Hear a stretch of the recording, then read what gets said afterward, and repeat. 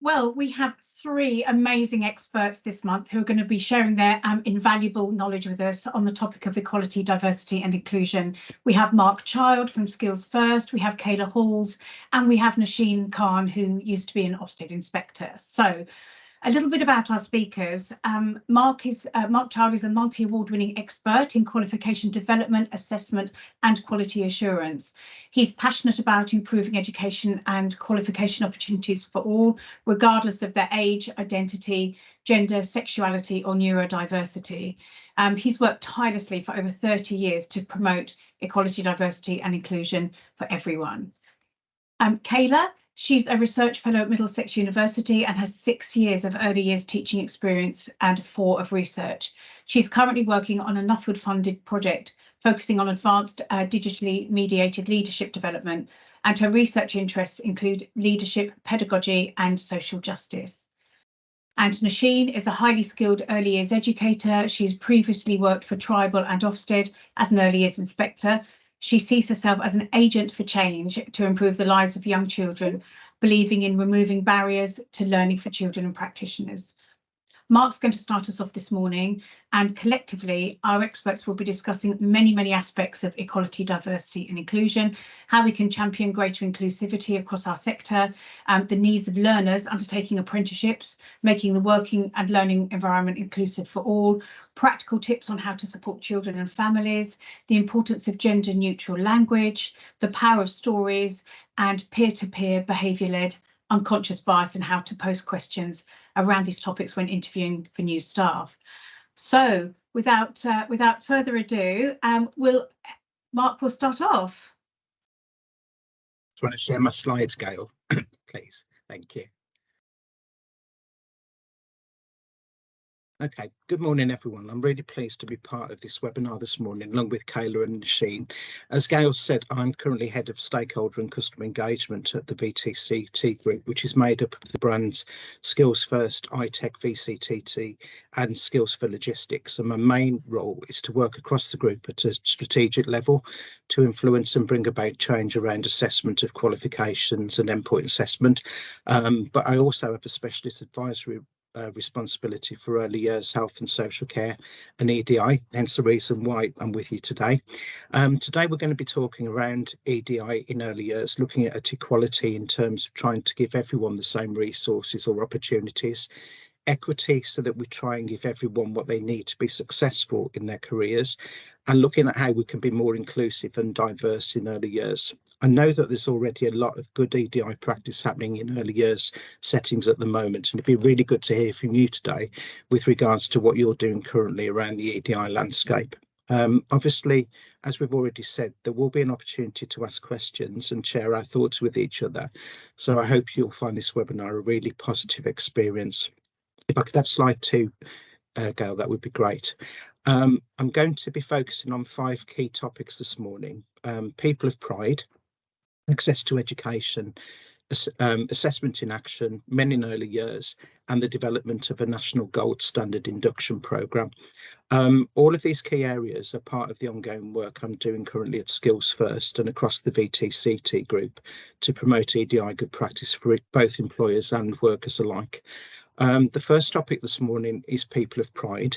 This is an umbrella term that I've introduced around about 6 months ago so that Skillsfirst can be fully inclusive and gives recognition to all the different ways that people choose to identify.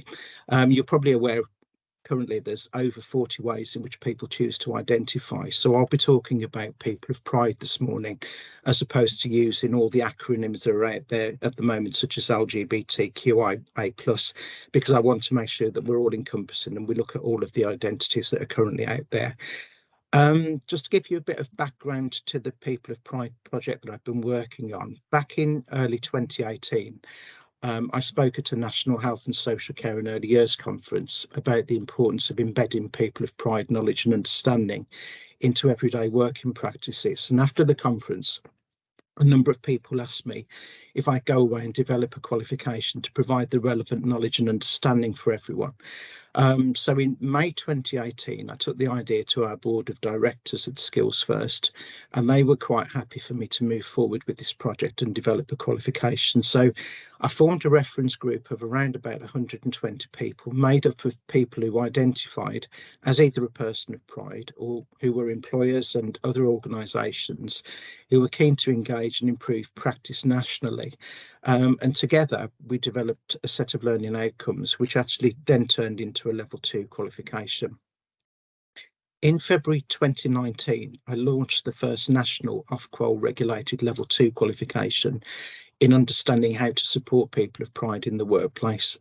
This qualification got a lot of interest at a national level, and we were fortunate to have it officially launched by Andy Street, the Lord Mayor of Birmingham, who himself identified as a gay man and had previous homophobic experiences in both his personal life and certainly whilst he was the CEO of the large retail chain John Lewis. And we also had the pleasure of having Caroline Page on board, who was the first transgender officer to serve openly in the UK Armed Forces. And both of those people have actually gone on to promote the qualification even more so since the launch, and they're actually really good advocates now of Skillsfirst and the suite of pride of people qualifications that we currently offer under the Skillsfirst umbrella. In 2020, Skillsfirst decided to commission a piece of research across the UK looking at the daily experiences of people of pride in the workplace. And the outcome of that research really just reinforced our decision to develop the qualification. Just to put it into a bit of context for you, the research showed that the number of people of pride workers experiencing workplace inclusion issues were particularly high in London, which was averaging around about 58%. And in the Northwest and Yorkshire and Humber regions, both came out at 52%. So you could see there was a big issue nationally in terms of trying to support people who were identified as a person of pride. The outcomes of our research gained a lot of media attention. And as a result of this, I did over 90 radio and television interviews talking about the research and the purpose of the level 2 workplace qualification. And I'm really pleased to say, up until today, the qualification is still gaining momentum and is really helping people to understand the importance of recognising the different ways in which people choose to identify and why the use of inclusive language is really important on a daily basis. We've had lots of early years providers using this qualification as part of continual professional development for their staff. And this qualification can really help early years staff to understand the importance of using things like pronouns when having conversations with both people and internally and externally. Understanding the ways in which people choose to identify and the reasons for this, and how to work with and support same-sex parents or colleagues who are transitioning or have transitioned.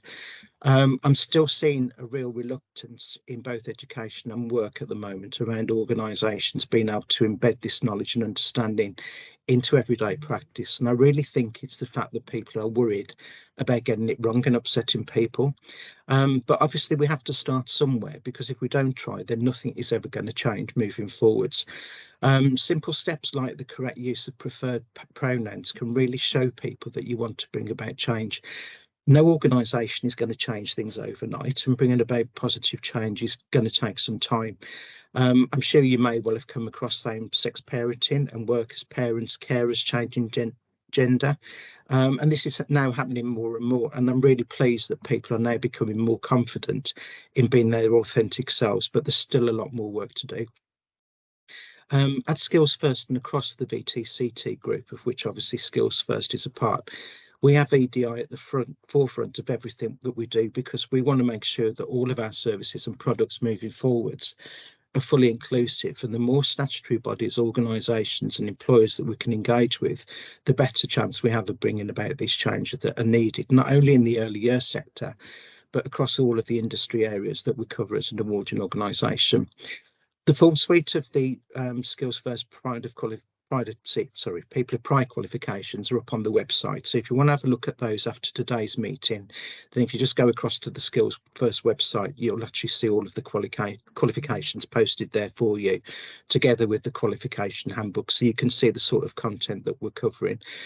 Just a couple of months ago, we launched our 4th qualification, which is now a Skillsfirst allyship qualification, because already we've had a vast number of people going through the People of Pride qualification, and they actually now want to become advocates of people who identify as a person of pride. So we've actually done that qualification as continual professional development for people who have already been through the level 2 qualification that we launched back in 2019.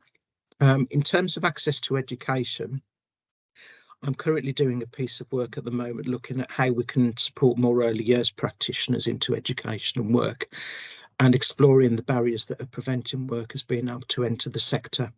Those of you that are currently working on apprenticeship programs, either as a training provider or as an employer, will know that the maths requirement in the early years apprenticeship standard remains a problem for a lot of learners. And I'm talking with the DfE at the moment, the Department of Education, to look at how we can make functional skills maths much more contextualised to early years, so that we can make the maths more relevant to what the learner actually does in practice on a day-to-day basis. So, for example, something as simple as measuring out formula for babies' feet and measuring out that correctly and understanding all of the measurements that are required is a lot more relevant to a functional skill than it is to do something that looks at cosines and tangents and all of those sorts of things that really have no bearing on what a learner is doing in day-to-day practice.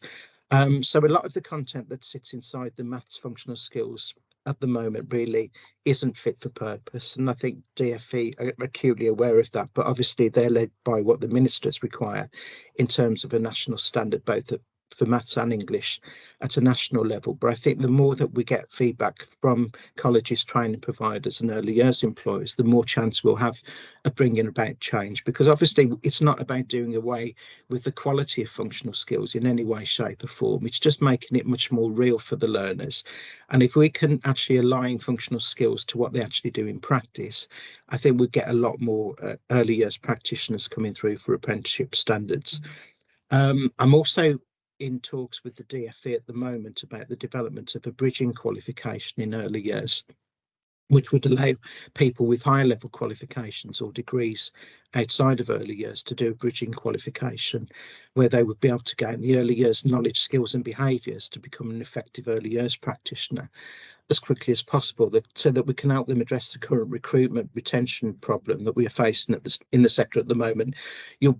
You'll know that we have quite a few practitioners come forward with higher level qualifications at level 3 that are not actually recognised in the sector at the moment. And, you know, it's unfortunate that we can't actually capture that skills ability and just give somebody a top up in terms of the knowledge and understanding that they're required to work in early years to be able to become an effective practitioner as soon as possible. So I'm just in the process at the moment of scoping out the content of this qualification, and I'm more than happy to come back on a later webinar to update you on the progress of this.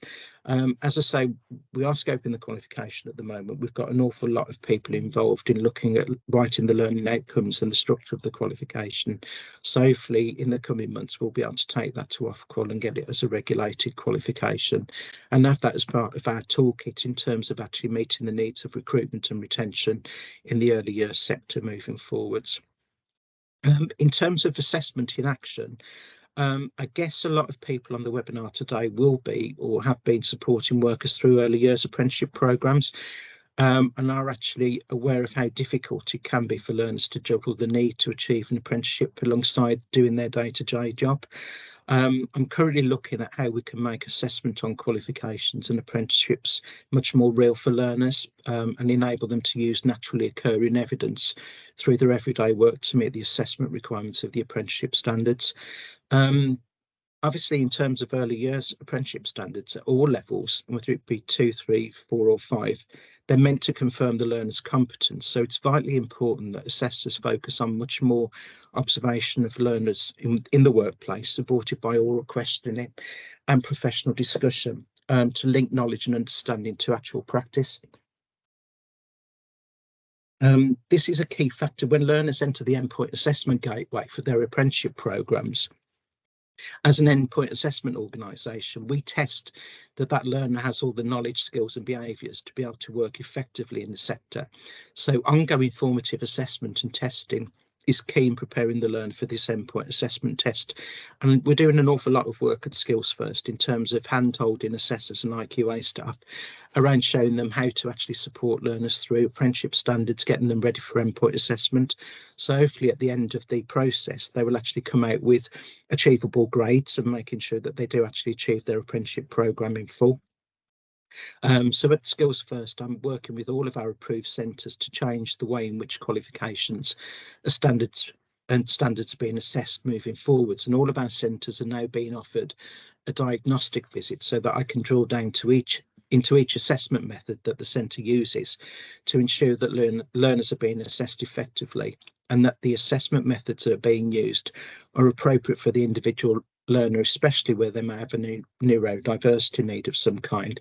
And I think part and parcel of everything that we do on apprenticeship programmes is about that initial assessment that's done at the start of the apprenticeship programme, because we do find that learners will get to the endpoint assessment stage and then suddenly discover that they've got reasonable adjustment needs that they have to have taken in consideration for assessment. And it's about making sure that we identify that on day one of the assessment process so that we can actually build the assessment for qualifications and endpoint assessment around the individual needs of the learner, so that we're not having a sheep-dip mentality for every single learner going through an apprenticeship programme and that everybody's expected to do the same kind of assessment when clearly it doesn't meet that learner's style of learning, or it doesn't meet that learner's need for assessment moving forwards.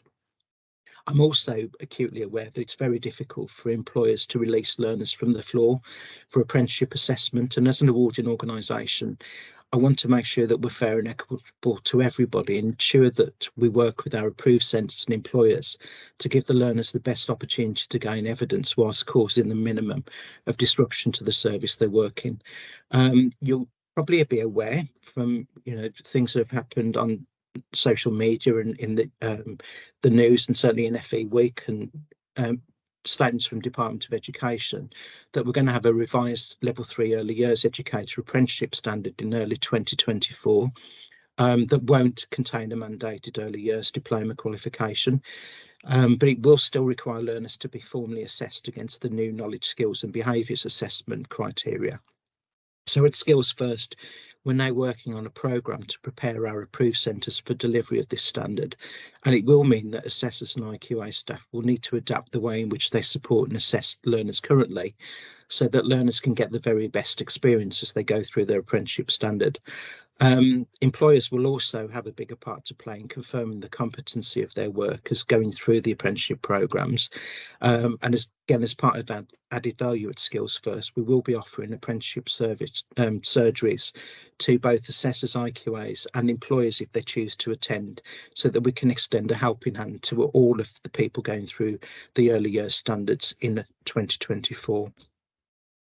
I'm also doing a big piece of work at the moment looking at around men in early years, because I'm sure you'll be acutely aware that it's very difficult to try and get men to come and work in the early years sector. So I'm currently working with Busy Bees, Kids Planet and Parenta as members of the Skillsfirst Early Years Collective to look at how we can encourage more men into early years. And we're planning to do a number of awareness raising events and roadshows over the coming months and certainly throughout 2024 to show school leavers and men in general that early years is a great sector to work in and that there are great opportunities to be had.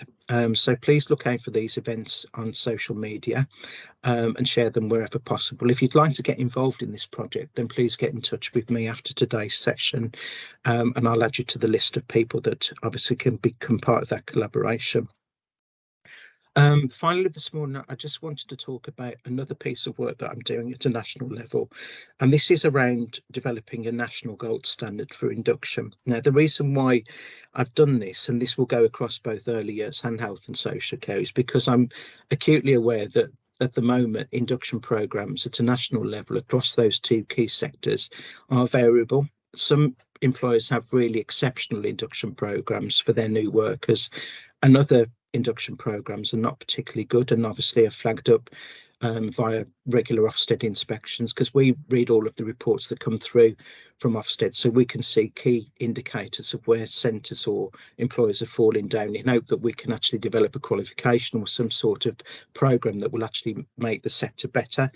And part and parcel of everything that we've been doing at Skillsfirst is actually identify where there's been common trends across health and social care in early years in terms of that induction process, to see whether we could do something as a responsible awarding organisation to make things better.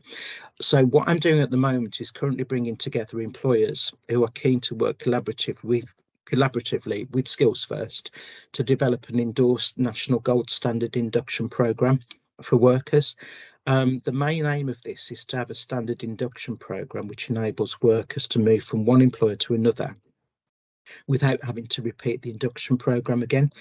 So the way that it will work, once an employer is signed up for this gold standard, the intention would be that they would recognise another employer's induction programme, and they would have the confidence that that new worker has all the knowledge and understanding to be able to work effectively in their setting. Obviously, there might be occasions where there needs to be some form of top-up, certainly depending on the setting that that person's moving to. But ordinarily, the idea of the gold standard induction programme is that everybody would have a standardised approach to assessment.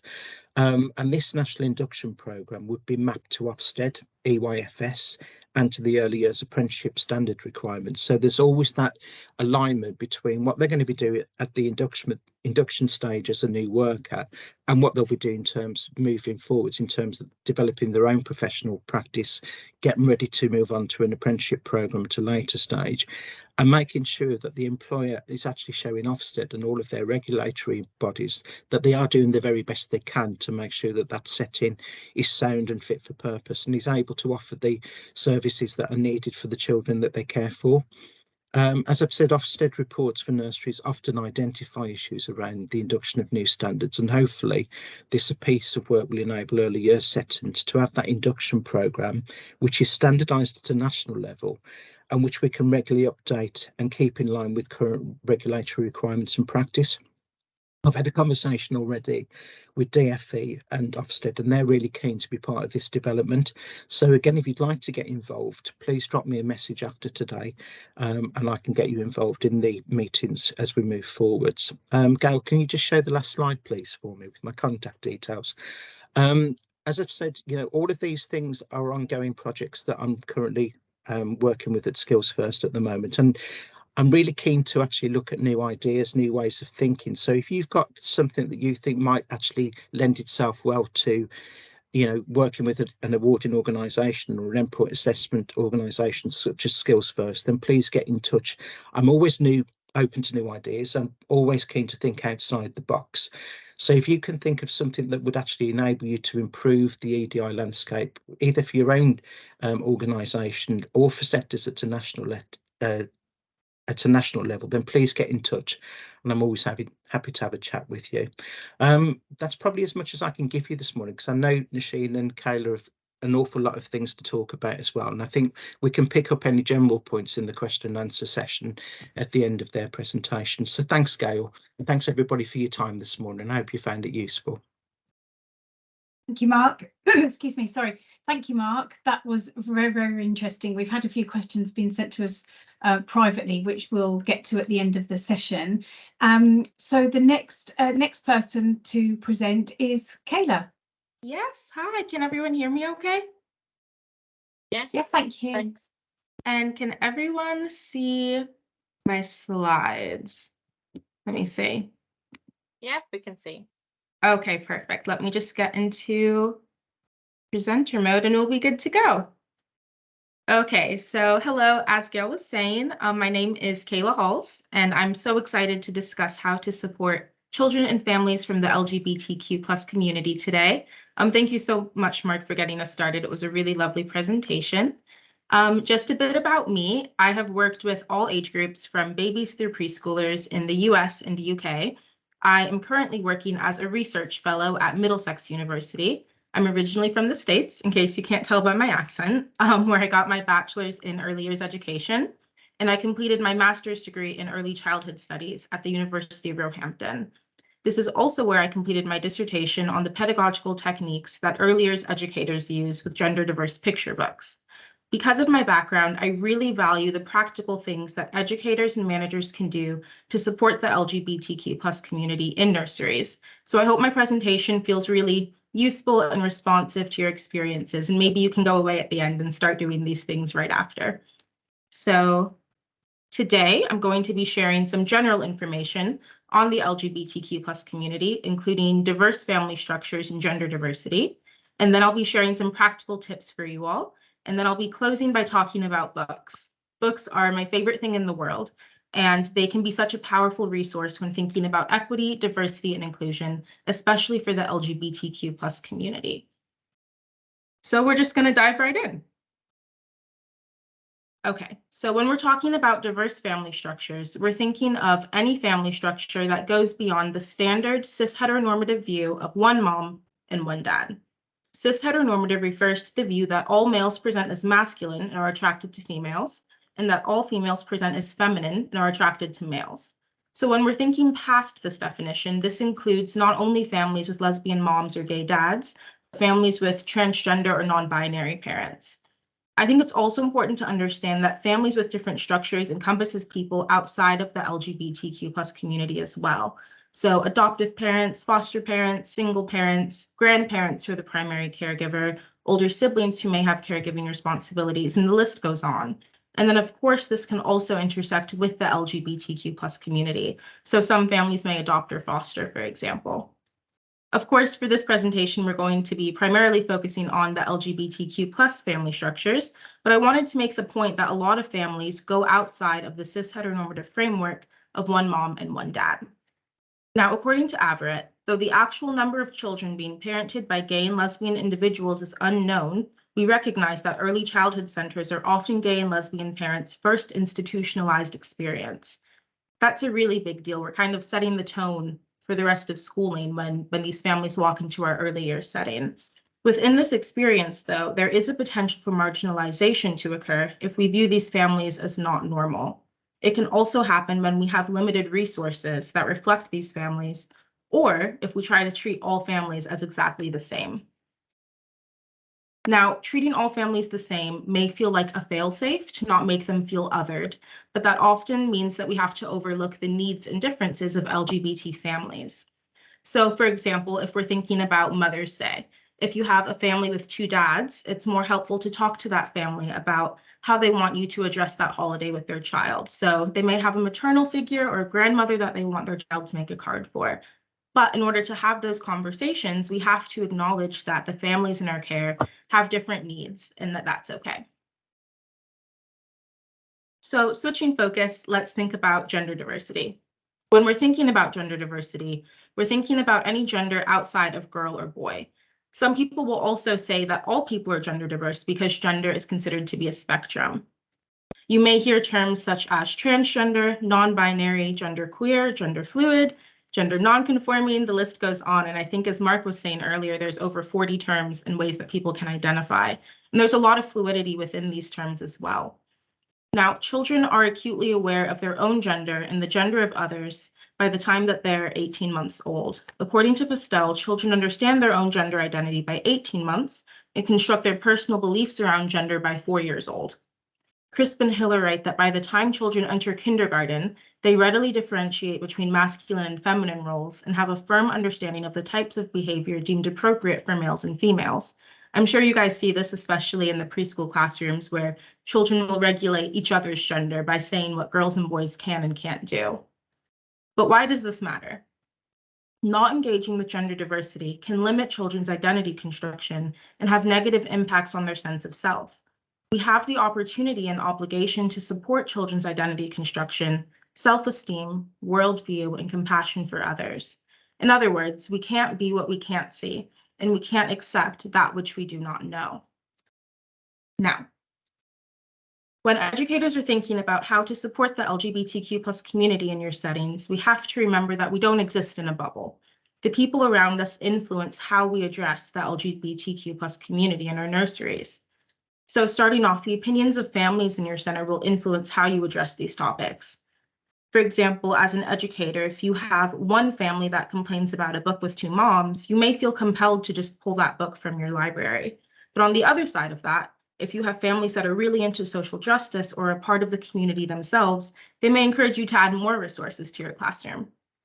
Moreover, the opinions of colleagues in your center will influence how you address these topics. It can be easier to address topics like this when you are supported by your coworkers, helping you to feel empowered in your pedagogy. However, if there's a lot of friction, it can slow down any progress that you're pushing to make. So how can we think about supporting the LGBTQ+ community, especially at a manager level where I know quite a lot of you are at today?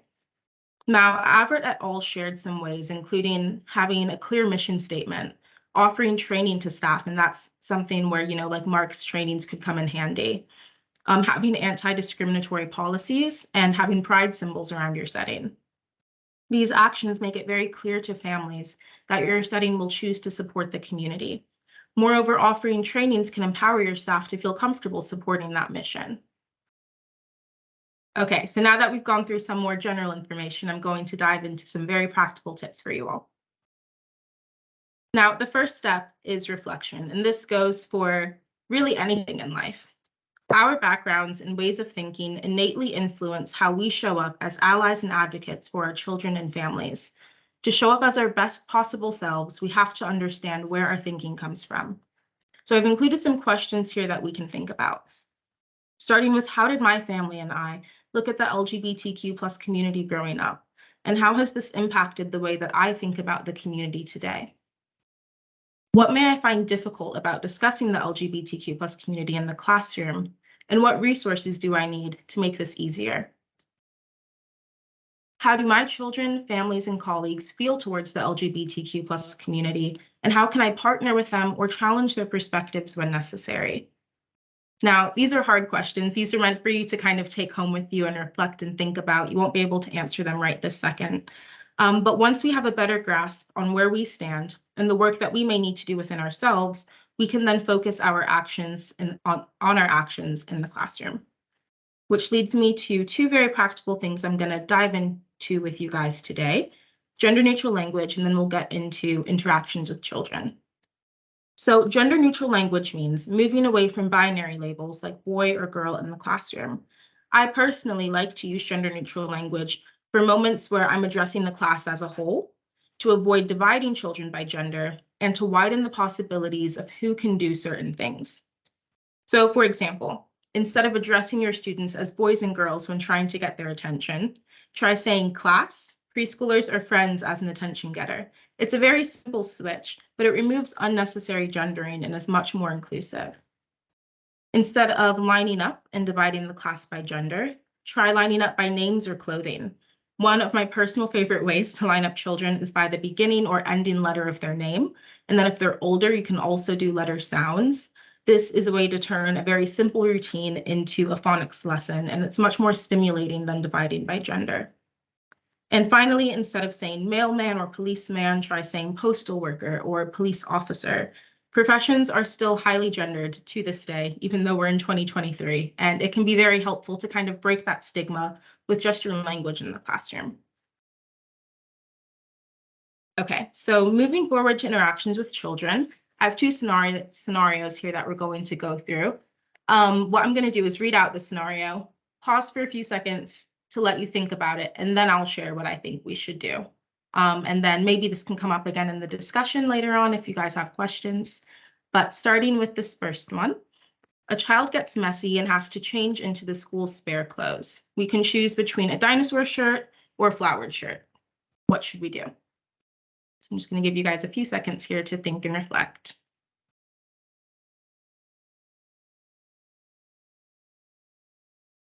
Now, my personal go-to in a situation like this is to just let the child choose. A lot of what we're fighting for in the LGBTQ+ community is the freedom to be ourselves.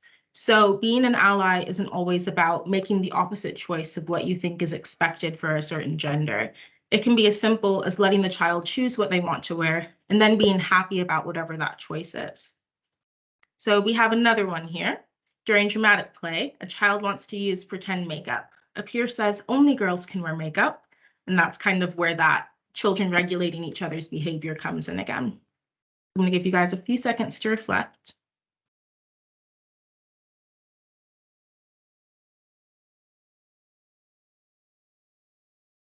Now, in situations like this, I like to always find out why a child thinks something like that to get to the root of their ideas. So I might personally start off with asking, why do you think only girls can wear makeup? And they might say that they've only ever seen girls wear makeup. In that case, you can share that actually you know boys who wear makeup and that they look really beautiful in it too.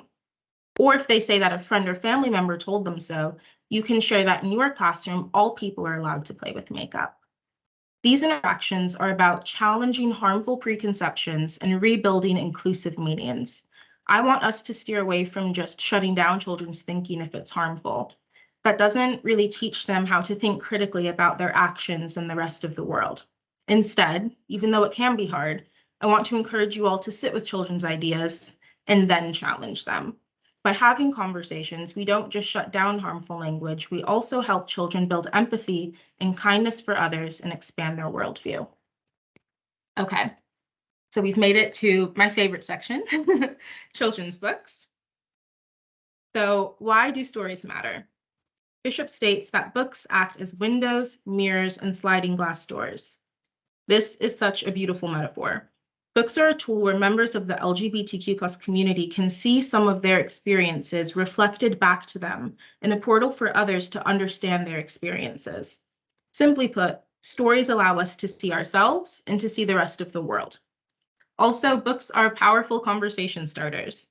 Picture books and the pedagogy used with them are power sites to counter hegemonies or harmful expectations about gender and family structures. I'm happy to share that in recent years, there has been an increase in the publication of queer picture books. So I have made this little bookshelf here with just a few examples that we can talk through. I won't be able to see you all, but I would like to know later how many of you guys have seen these books before, maybe have them in your classrooms. This first one here, I'm a Girl by Yasmin Ismail, is a story about a transgender girl. Children love the repetition in this story, as well as the really fun illustrations. They love to join in during the reading. Bathe the Cat is so much fun to me.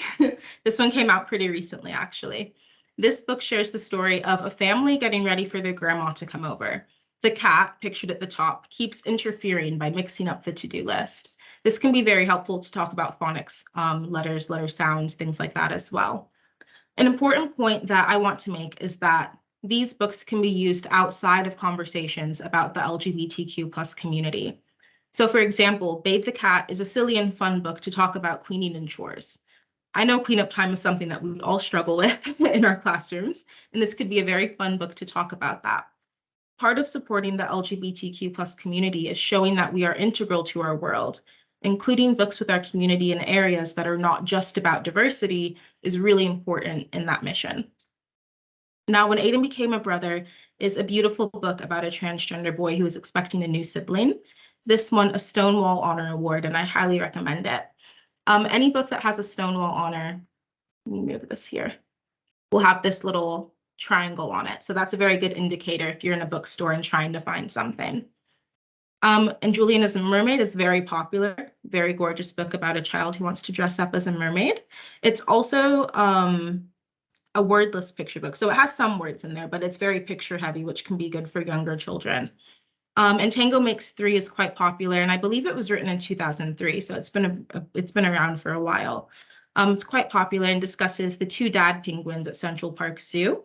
This can be really good if your children are interested in the zoo, penguins, animals, to also segue into discussions about different family structures.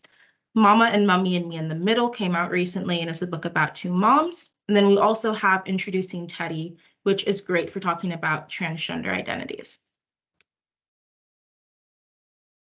Oop, went too fast there. All right, and finally, I wanted to include some book lists here that you can use as a starting place for you all to find stories that you may want to add into your nurseries. Everyone has very unique and different context where you might have certain issues that are more prominent than others that you might want to discuss and touch on. So Stonewall is a very good place to start, as well as Book Trust and Scottish Book Trust. I can try to pop these links into the chat as we move into the discussion if you guys would like. But yes, that brings us to the end of my presentation. I want to thank you all for listening and engaging. This is really just a starting place when thinking about issues within the LGBTQ+ community. And I know Nausheen is going to also be sharing some very practical tips when thinking about EDI in general. So hopefully you guys enjoyed, and I'm looking forward to the discussion. Thank you, Kayla. Wow, there's a lot of food for thought there. So thank you very much indeed. We've had a few questions sent to us privately, so we will address those after the session. But thank you so much. Thank you. So Nausheen will be next presenter. Are you ready, Nausheen? I am indeed. Thank you. Thank you so much, Mark and Kayla, for that amazing presentations. It's set the bar really high for me, really. So I'm going to start off with Gail, the first slide, please. That's it. Thank you so much. So a little bit about me. Thank you so much for the amazing introduction, Gail. That was lovely. I've been working within early years settings probably for over 30 years, and that includes predominantly working in nurseries as a nursery student, as a deputy manager, as a nursery manager, and as a room leader, but always working with children of very diverse needs in lots of different ways. I had the opportunity to work for London Early Years Foundation, where I had the opportunity to co-write a book alongside June O'Sullivan, who is the CEO of that place, which was a wonderful opportunity to put something in writing and get some practical tips out there to help and support us nursery folk to think about inclusion and diversity in a slightly broader way, rather than just thinking about festivals and celebrations. And love and kindness would probably run through the whole of this presentation, and that would be one takeaway that I would really like you guys to take with you. Just to always think about everything about love and everything about kindness, because that fixes quite a lot of negativities in the world. Now, next slide, please, Gail. So festivals and celebrations are a wonderful thing, because we love to have a party and we love to bring people together and we love to bring cultures together. Music, food, everything is absolutely wonderful. When we do have a party, nursery teachers and nursery staff know how to put on a festival and put on a celebration, because we are extremely creative people by nature, because we can make wonderful things out of a cardboard box. And it's absolutely lovely to see celebrations happening in nurseries. We still need to be continuing with that, because we're good at that and children get a lot out of that. We just need to be mindful that we're not fully focusing on festivals, celebrations to show that we do diversity in our nurseries. It needs to be something that happens all the time, every single day. Every interaction, every activity, every provocation, every time we greet somebody, every time we set something up. And when we are doing our planning for our activities, and when we are getting resources, it needs to always be there. It needs to be the voice of the child, to knowing our children extremely well and to understand what they would benefit from. That tailored approach for all the children.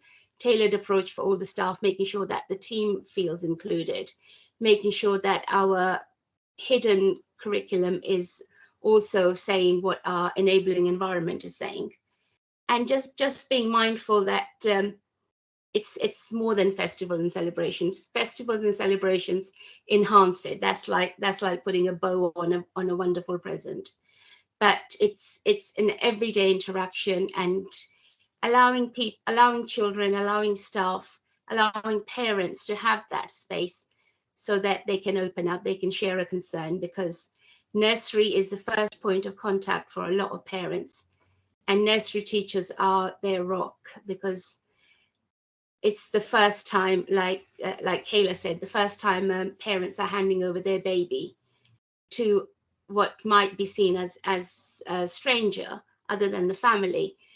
So that allowing space and allowing time and having those conversations with the parent, so that trust is built from the start. Thank you. Next slide, please.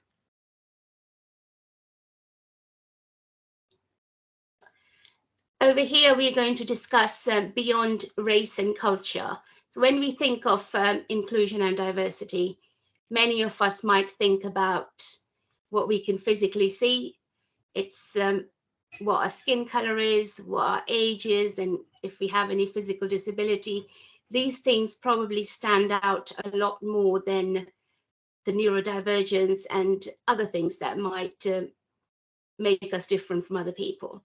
For example, poverty is a huge thing that sets children back, and it puts them on a back foot when they go to nurseries, when they go to schools, because they may not necessarily have access to all the amazing things that some of the affluent children may have.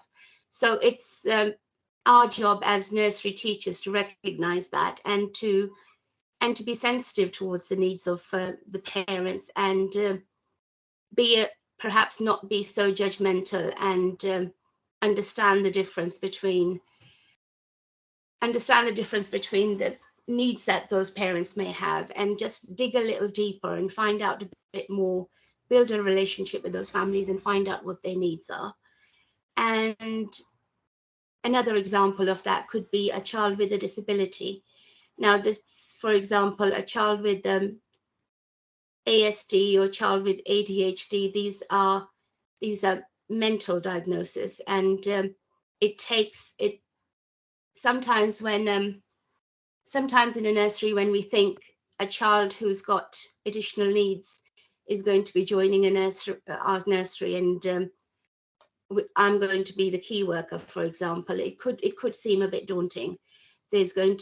Our first thought might be that there's going to be a lot of paperwork, there's going to be a lot of professionals involved. How am I going to meet this child's needs? I don't know anything about, I'm not a specialist. And how will I cope? And what I do for this child, will it be good enough? Is it something that this child needs? What that child initially needs is our love and our support. And because that child is probably going to have a very challenging time ahead. Some will, some won't. There is a possibility that child may become a vulnerable young person who could be exploited. It's our job to make that child as resilient, as self-assured, and as loved as possible within our setting and within the resources that we do have.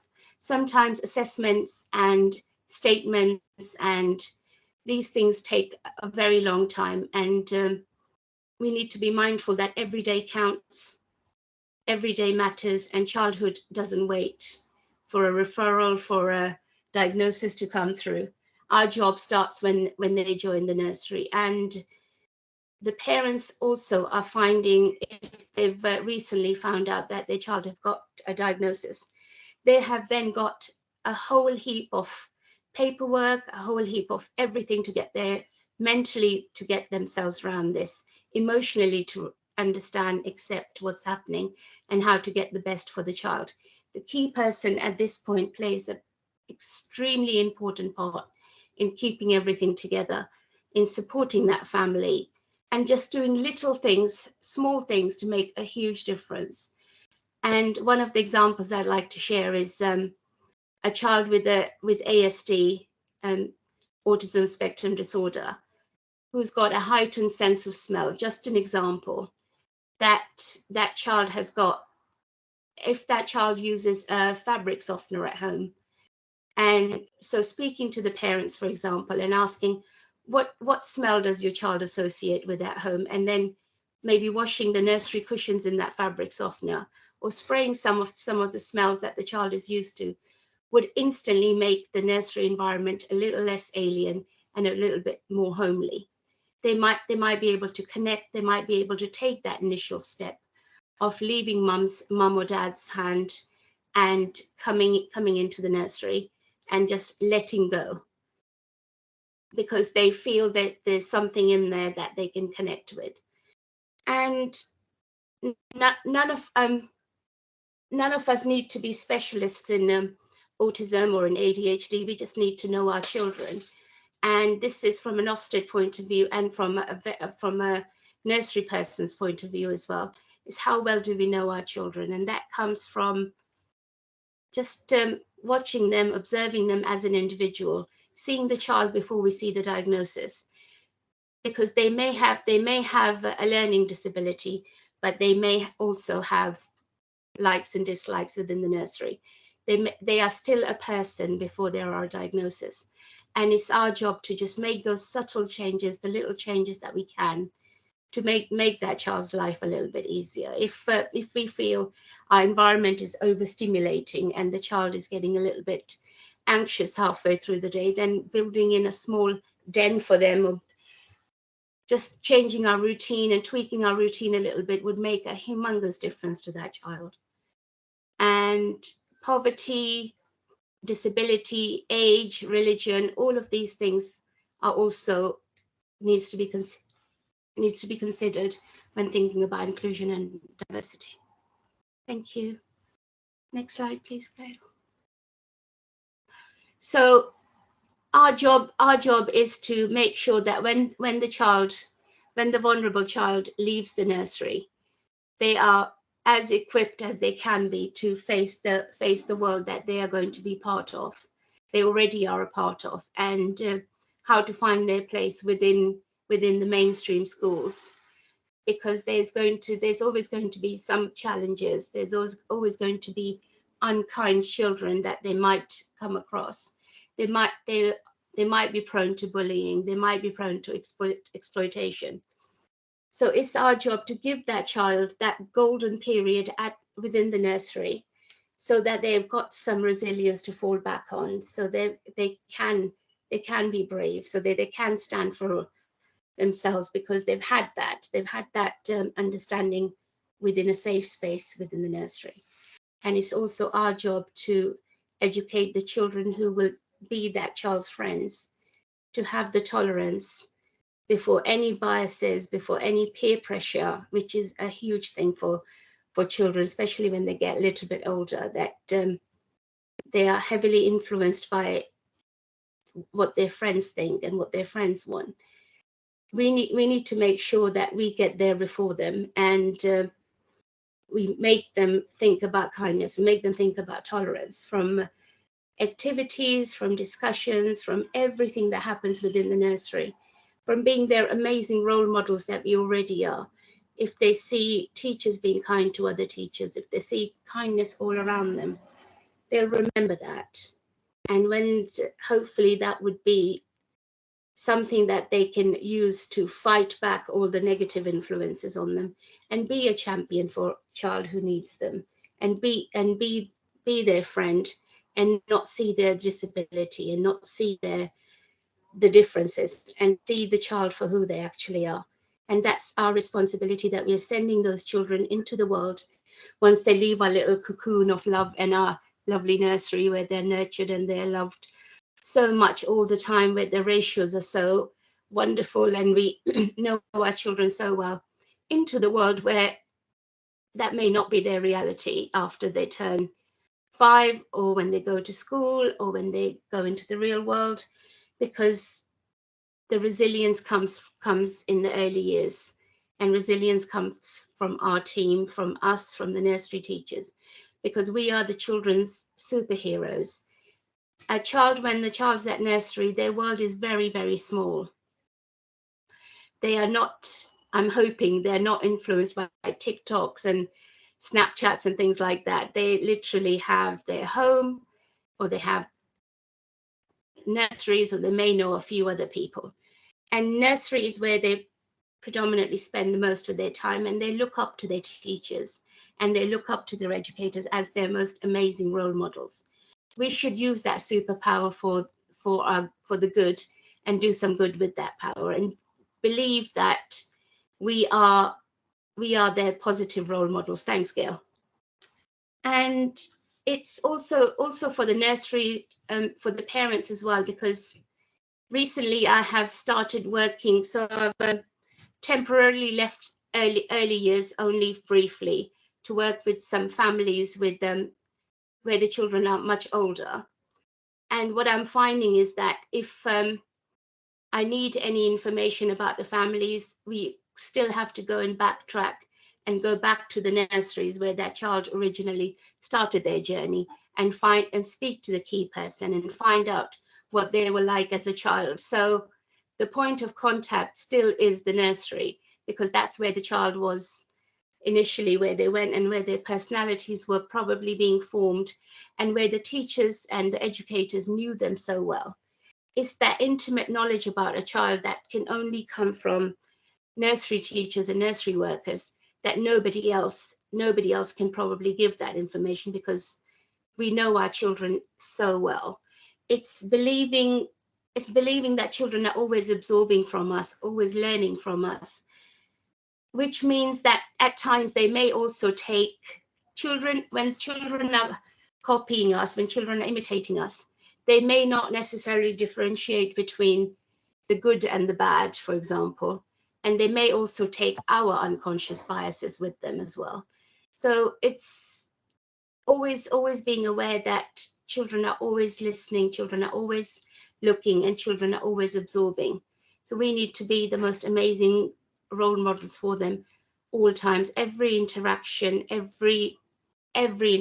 matters when it comes to young children, because their minds are switched on the whole time. Next slide, please, Gail. So over here we've got educators with X factor. So this came from the word X factor came from June O'Sullivan, because the way she talks about the teachers is like having that magical superpower to turn any activity into an adventure. And understanding our role as teachers is changing, is evolving. It's never going to be the same. No two families are ever the same. No two children could, even if they're twins, they're not going to be the same. So we need to constantly be thinking about upcycling ourselves, recycling ourselves. There are times when our energy is going up and the children's energy is going down, or if their energy levels are peaking and ours are dwindling. It's just understanding what works, and this also helps with managing children's behavior, because it could be that the children have had a nap and they've had a snack and they've got their energy levels up. It's halfway through the day and we are really tired. So it could be a bit of a discord, that it's not the behavior of the children. Maybe we are tired and we need to think about jiggling our lunch breaks so that we can have a bit of a break as well. So sometimes it could be a little bit of understanding, a little bit of reflection, that what's working well for children and what's not working well for children, because a lot of I would say a lot of positive behavior management could be thought about just by looking at the routines. Are we leaving our lunch breaks too late, for example, and we are tired, we started too early, or do we need to have a break a little earlier? Do we have enough food for the teachers? Are they getting enough fresh air? Just looking at all these things eliminates a lot of stress points within the day, I'd probably say. And also seeing the children that we might see as the disruptive one, so to speak. I'm sorry to be controversial. The disruptive one, the one who comes in and disrupts everything, and just understanding what that child's needs are. Is the child, for example, coming to nursery a little bit later, halfway through the day, for example, when our activities have already begun, and they've just come from home and they haven't had that outlet in the garden, they haven't had a chance to run around and be free and just be a toddler? Are they expected to then straight away come into activities and join in and just conform? Or have we thought about changing the routine again and maybe speaking to the parents, for example, can you bring them a little earlier so they don't miss out on garden time? And just little tweaks like that. Sometimes we could see that same child in a completely different light, because it's probably not the behavior, it's probably our routine, because it's a long day in a nursery. Some nurseries are open from 7 in the morning till 7 in the evening, or 8 to 6. It's a very long day for a child, and especially if that child's got additional needs, if that child's got some other concerns, or if that child's only new, they've just started the nursery, or there has been something going on at home as well. There's some kind of upheaval. They've moved house. They could have been a domestic. Parents could have been victims of domestic violence. They could have. There's just so much that goes on behind a child's life. A nursery is a great opportunity. It's a great window for us to always have that culture of vigilance, and to always be thinking this, if there's a change in a child's behavior. All of that comes under inclusion and diversity, because we are looking for that child's individuality, and we're trying to find out what's different, what's going on here. So inclusion and diversity is a full-time job, but it's a fun job. It's an exciting job that we probably can never say we've done that now, because we've done a lot of activities that cover this, that, and the other. It needs to just be getting under that child's skin, and always finding out what's going on with the family, what's going on with the child, and just always being aware. And but we can do that because we have that X factor, and we are amazing, and we know our children. So this part is completely effortless. If we speak to the teachers or educators in the nursery, as soon as their strongest point, what I have seen is, can you tell me about this child? And that's when they give the biggest smiles, because that's their area of expertise. And then they'll say, this child joined 2 years ago, they've got a sibling, and they do this and they do that, and this is their favorite activity. We know our children with more than we'll probably think we know our children. And if there's ever any change in behavior or a change in moods, then obviously it's our job to investigate further without obviously asking any leading questions. And it's knowing our children every day and giving them that opportunity to have that space, to have that quality interaction with them in a non-hurried way, would encourage the children to open up. If there's anything that's bothering them, if they have a concern, then that would be a very good opportunity for them to share that. Once they know that they're being heard, and the adult is that they know, love and trust is interested in them, then the children will definitely open up. Thank you, Gail. This is some of the opportunities that activities that I have put together that went well in my nursery. And again, this is about what Kayla was saying, providing that space, that the questions that Kayla was asking, for example, that they could be unpacked and they could be answered within a safe space where it's okay to say something. I really don't know the answer to this. I don't know, for example, going back to Kayla's questions, I really don't know what top I will pick, or I really don't know what I would say when that makeup question comes along. And there's thousands other scenarios that we sometimes find ourselves in a nursery, and I'm probably guilty of this as well, or I'd say my people I've observed might be, that something is said within a nursery and we pretend we didn't hear it. For example, this is getting a little bit out of our comfort zone, and addressing it, because if children's friendship groups are changing all the time, 1 minute, halfway through the day, they are friends, and then 2 hours later, they're not friends, and then they're friends again, and they're not friends again. You're not, quite a common one is, you're not coming to my house. I hear this all the time. You're not coming to my house. And where it becomes a little bit tricky is when they follow that sentence up with something a little bit unkind, such as, you're not coming to my house because you're a girl. You're not coming to my house because you're brown. And it's for that child who's made that comment, has probably moved on and not thought about it much. I don't know. But the child that heard that has taken that, and has taken that home and probably shared it with parents, or not shared it with parents, or shared it with their teacher. And it's that's where the role of the teacher fully comes into it. For them to then go and unpack that with the child, why do you think that is, and having those conversations with the child, obviously at child's level, and obviously at that developmental stage that they're at. That would only happen if we've allowed our team to have those conversations away from the children within for example, a simulation hub or a staff room where you unpack something. What would your response be, for example, with the makeup question? And then let's see where our team's at with their thoughts and with how brave they feel they can be. Because sometimes they may have their thoughts, but they don't think they're good enough or they're valid enough or they should be shared, because they feel these are my personal thoughts. I don't want to share them in case they're wrong and there's an issue. It's okay to be wrong as long as we are wrong within a safe space, so that when the time comes, what we are saying is a bit more appropriate, because children would remember that, children would take that.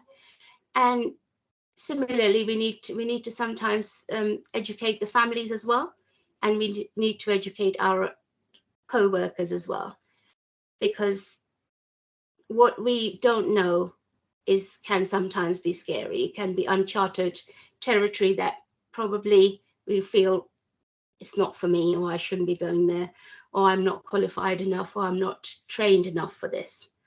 So this is one of the examples. I love stories too, and I love it when children tell me stories. This is an open-ended activity that's inspired by Vivian, Gus and Paley. And this is where the children tell me a story or tell us a story, and it could be absolutely anything that they want to make the story up with. And it's written word for word as they've said it.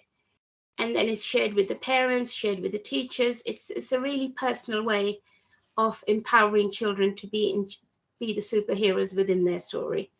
And it's a way to bring out the child who may have some. It's open to all children. So whoever would like to share a story, some children may want to make a drawing instead, and then they have a point of reference that they might want to talk about. So they might make a picture and then they want to talk about a picture.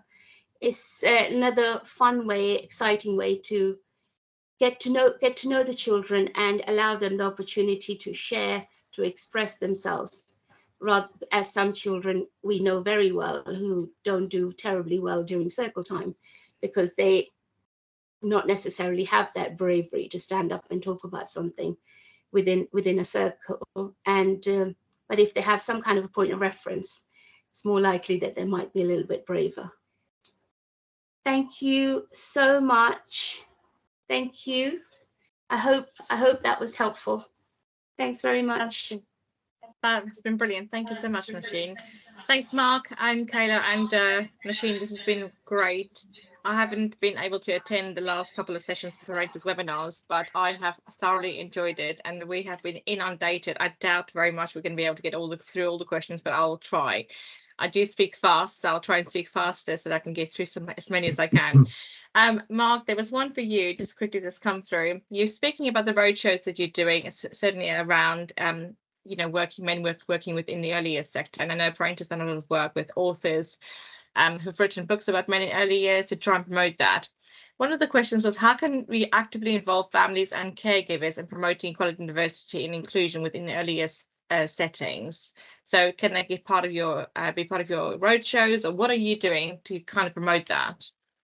Yeah, I mean, in terms of the EDI landscape, as I said, it's at the forefront of everything that we do at Skillsfirst, but we're obviously led by our customers, and obviously we're trying to support Busy Bees and Kids Planet in particular at the moment, because they've got a shortfall in actual having male workers coming into their settings, and they're really keen to include more workers. But across the EDI landscape, it is about that messaging across about everything that we've just discussed this morning. It's around obviously engaging with the parents, people that use your services, to make sure that all of your policies and procedures that you have in your settings aligned to the EDI landscape, so that people know from day one what the expectation will be from them as a parent entering your service, or as a carer entering your service, or as a worker coming to work for you for the first time, and alternatively what you will offer them as people using your services, because it's a two-way street, and it is about understanding the needs of everybody that wants to engage with you, you know. And there's no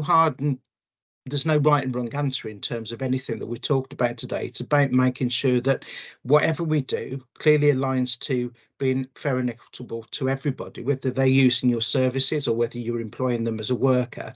And it's making sure that you are constantly revisiting and re-looking at all of your policies, procedures, the systems and processes that you use, to make sure that on a daily basis you're doing the very best as you can to address the issues that currently exist around EDI, around people having this unconscious bias, and making sure that you've got safe spaces available for people to talk about issues that they feel uncomfortable about. Because, you know, there are times when workers will have their own opinions of what should happen in a nursery, their own opinions of how we should be working with children. Sometimes that is influenced by their culture and religious beliefs. It doesn't mean that they're wrong in the way that they're thinking. It's just that they've got one thought process which we have to expand on and think, well, have you seen it from a different point of view? This is how other people see it. You know, when nobody's right or wrong in terms of the EDI landscape. All of your opinions are valued. It's just putting it into the right context and understanding how some of your thought processes could actually have a negative impact on others. And I think in terms of trying to move the EDI landscape forward, certainly in recruitment and retention and all of those other things that we've been talking about this morning, I think it's about actually having clear policies and procedures with your own settings, so you clearly set the parameters of what your services are going to be offering, what you will be providing for everybody that engages with your services, and make it the very best you can for them. And that includes the children, because obviously children are the most important thing in the early years sector, and we can't lose sight of that. But I just think we've got to look at early years as a whole and see what we can do to make things better for everybody that's involved in the early years sector. And it's not going to come overnight. It's going to take time. LGBT landscape, we're going back to the 60s and 70s. People are still having difficulty today being accepted because they've got a same-sex partner, or they're going through a transition period, or whatever it may be. There's still a lot of work to be done. And the more that we engage, the more that we talk to one another, the more that we try and have this collaborative working, the more that we're going to be able to change the landscape for the better. Brilliant. Thank you so much. Just on that topic about unconscious bias, we got a question for, I think this one is for Nausheen. What ongoing support and professional development opportunities should we provide for staff members to deepen their understanding and practice of equality, diversity and inclusion? I think this probably would start from recruitment onwards, having really robust questions that we are asking at recruitment. This is something I should have covered in the slides. And asking value-based questions as well. What is it that this should not be a deal breaker question. This is just for future reference to find out where the candidate feels that their own values lie. For example, asking a question like, how were you disciplined as a child? Or how would you discipline a child? And just asking value-based questions about, I think there a lot comes out when people feel they've already been selected for a role. This is just because we want to find out a little bit more about them. And whatever, there's no right or wrong here. Whatever they say is not going to influence the recruitment. And I think we start to build that little portfolio about that person, and then we know where to put the support when they do start. And it's about providing that safe space for them. It's investing that space for them, because one of the hardest things within nurseries is because it's a ratio-based provision, it's a ratio-based business, and there's hardly any time to have those inset days, or to just put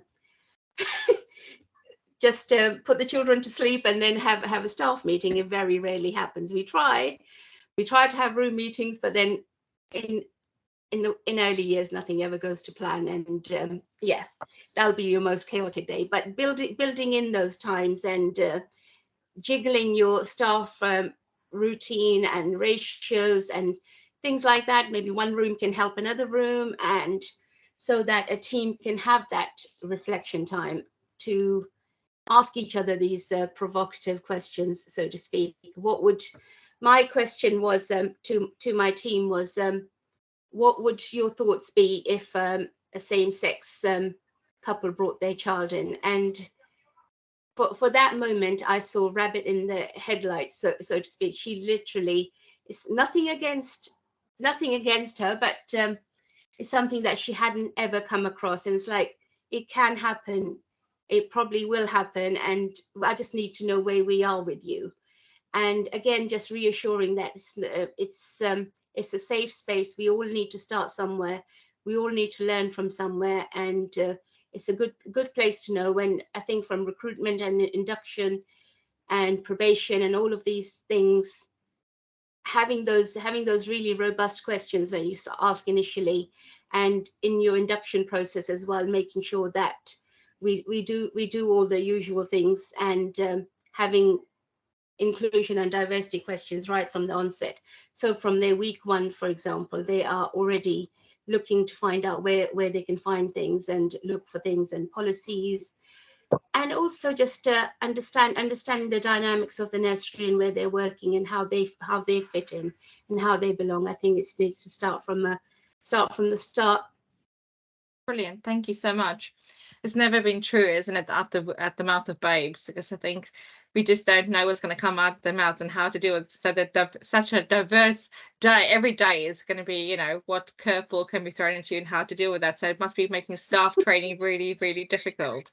I know that obviously EDI is covered very well in all the apprenticeships as well. So that does kind of help that if you have a younger apprentice in your setting, it helps lay that foundation as well, how to deal with difficult situations. And I know Apprent have done quite a few how-to guides specifically around diversity and different topics that we cover, which we will share with the presentation. Kayla, quick question for you, just around unconscious bias. How can we support staff members in recognizing and challenging their own, which is something that Nausheen just said, their own unconscious bias and prejudice? And that doesn't mean it's deliberate, but potentially it's not. It's like we've just said, they potentially haven't come across that. And I know it's difficult to set aside training, but is there resources that you use, that you hand out, or do you make it fun, like quizzes or something? What can we do to help different managers embed that within their settings? I think it starts with, I believe Mark was saying, the policies that you have. So if it's something that they're getting in that training packet when they walk in on the first day, it's probably going to come up in conversation. But once you're past that point, I think it could be as simple as, like, in staff meetings, having a section where you're doing scenario-based discussions and maybe having stuff come up so that you can see what people may be saying in interactions with families or with children, and then supporting them from that point forward. To empower them to say things that are more inclusive and can support children better. I think for me, it always comes back to supporting the child, and what are you doing that is making them feel more loved and you know, accepted for who they are on a daily basis. So I love scenario-based questions. That's my favorite. I think also reflection is very important, and giving your staff chances to reflect. That can be hard because it's always crazy in early years trying to find that time. But, you know, maybe it's if you're doing a training like with Mark, or if you are doing something where it's that continuous professional learning, trying to find courses that give your staff the space to take a step back and think about what they're doing on a daily basis. Maybe it's also adding resources into the classroom and maybe going in and observing and, like, offering support to see how they use them, such as the books that I had kind of tacked on at the end there. But yeah, I hope that helps to answer. And I think you're right in what you're saying, Kayla. I think it's also about having the opportunity to have things like staff surveys and staff focus groups, because you need to take the lead from the staff, because you can put on CPD development that has no relevance to what they need to do their day-to-day jobs. And if they've got a gap in their knowledge around working with children with ADHD, or working around parents that might be subject to domestic violence and so on, it's about giving them the opportunity to feed that into you when you're actually looking at developing your your own CPD programme for the coming year, or if you're looking at their supervision or one-to-one, giving them the opportunity to feed back to you to say, I've actually got a skills need in this particular area of my work. Can you please fill it for me? You might find that across the whole of your nursery provision that you've got similar people with similar sort of thought processes, and it will give you a real good steer as to where you need to put your next focus. Yeah, definitely. And we had a thought from Katie. Katie asked, what are your thoughts on gender neutral and gender fluid or genderless clothing? I know, Kayla, you touched on that about the choice of what a child can have, what they want to wear. Don't be descriptive. What are your thoughts about that question? I personally love gender neutral clothing for children because it gives them a chance to play. It gives them kind of a blank slate from which to then say, actually, I'm really drawn towards this, or actually, I'm really drawn towards that, instead of just popping them in pink with bows and frills from the beginning. So I think that can be really good as well to have as your spare clothes in nursery, because then you're not necessarily imposing one thing or another on the child. And it's definitely become a lot more prominent to where you might see that on websites for children if you're going out to purchase clothing and stuff like that. Brilliant. Goodness, let me see which other questions we have. So for children, obviously, like I said about other, just when you said that question where that child was saying, you can't come to my house because, I don't know, you look funny for the day, whatever, but you just don't realize actually the impact that it can have on that child, for example. So how can we help support the children develop empathy, respect? What activities do you guys do in your settings that can support those children overcome kind of that, I suppose, not actually thinking what they're saying? And it's very difficult because children are going to say what they're going to say. It's just how changing behaviours, isn't it? Nausheen, I don't know if you wanted to answer that one. One of the activities that we used to do is using, a lot of settings do this, using skin tone paints and giving children mirrors to actually look at what they look like, and using colours as close to them skin and eye colour as possible. On one of my slides, there's a picture of a teacher holding up her own portrait that she's made, and this is how she sees herself. What I used to do in my nursery was, it starts from the teachers. If you get that right, then it filters down to the children. That all nurseries usually do have a staff board with staff pictures on it. What was different in my nursery was that they drew that picture. The teachers drew that picture there, so they had time to look at themselves in the mirror and see what they feel they look like. And then that picture was used as their staff photo. And also the other activity that I had to get my partner to draw mine because I can't draw. That's just that's embarrassing. And another picture that I put up in the slide where it says in the nursery, that slide is how the teachers see themselves. Is about positive body image, and it's about positive mental image of ourselves. Because sometimes if we see ourselves, are we seeing ourselves through our own lens or through somebody else's? Are there influences that people told us what we're supposed to look like, and that's what we're beginning to see? It's important that the teachers unpack that within on how they feel, how they see each other. Is it have they gone through body shaming? Have they gone through some kind of bullying? Have they gone through some kind of negative put downs, and that's impacted their thoughts and their judgments? So activity sort of starts from the teachers. They unpack, and then it's a safe space for them to share their stories. I see myself like this because I am great and I'm fantastic and I'm the champion. Or they could see themselves as maybe with a slightly negative lens because something happened to them in their life. And it's okay to share, and it's okay not to share. And then this activity then gets passed on to the children as well. And we sit and we draw pictures, and then we talk about pictures. And then it's wonderful to have brown eyes. It's wonderful to have green eyes. Wonderful to have blue eyes. This is me. So we did a project on celebrating me, for not celebrating me personally, but celebrating the the child and everything that was unique and personal to them, their physical traits, the language they speak at home, and the food that they like to eat. So it's empowering them to respect themselves as individual. There's only one of them, and they are perfect in every way.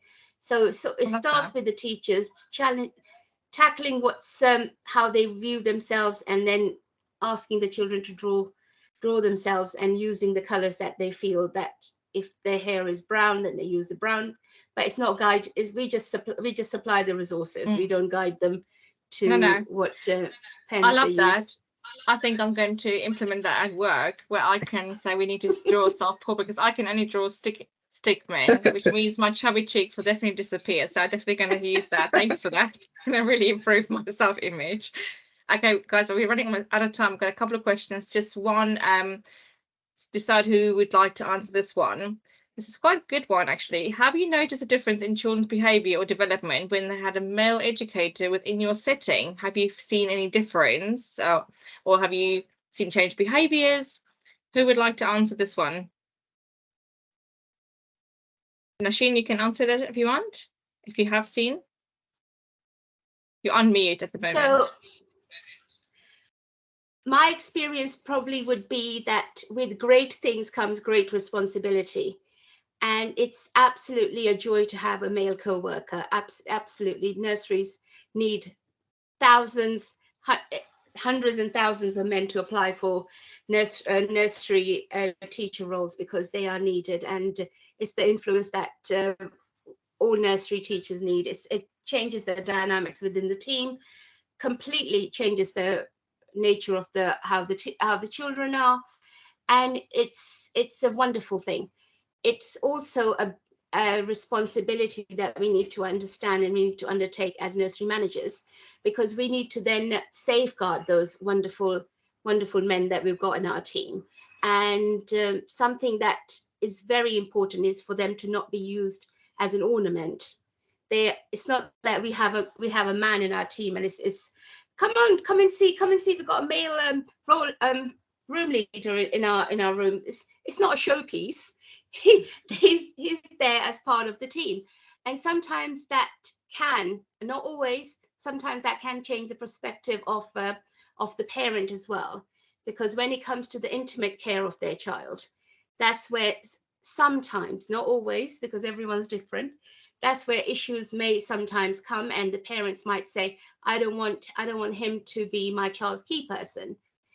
And then it really is down to the nursery management and the leadership team to then start educating those parents that, because I've had requests in the past where a parent has only seen a very small version of what she wanted to see. And I'll take my child out of nursery if you don't move the male member of staff to another room. So leadership has to be very, very strong. And it needs to be very strong to safeguard that colleague, that member of staff, to then be able to give him the autonomy to do the job that he's there to do. And the same obviously goes for the children, because they see men in minority, unless it's an amazing nursery where there's a very good mix of men and women working together. But it's unlikely. There might just be men. As the current state, the nurseries that I worked in is men are in minority. So yeah, it just does change the dynamics, because sometimes the female member of staff might end up saying, you need to do this because I'm going to tell whoever, and use the male's name in